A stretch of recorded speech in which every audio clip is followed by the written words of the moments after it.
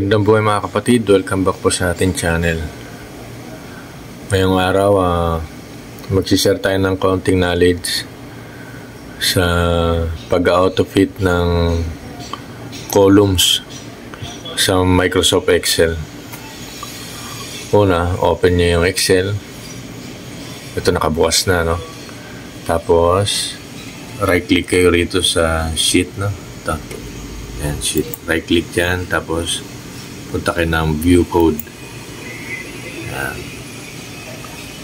Pagpasok nyo ng view code, click nyo rito, worksheet. Tapos, type kayo ng cell. Cells.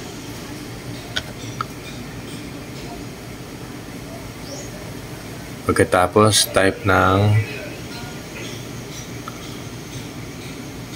entire column. And double click sa entire column. Yan.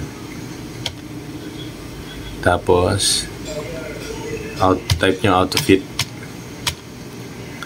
Yan. Tapos click kayo rito sa auto-fit. Yan. Pagkatapos nyan, close na, no? Close nyo na. Yan. Tapos type na kayo ng name.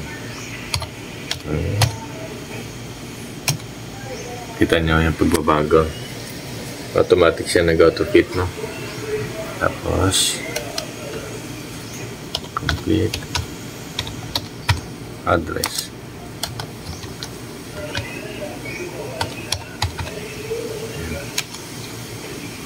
Tapos contact.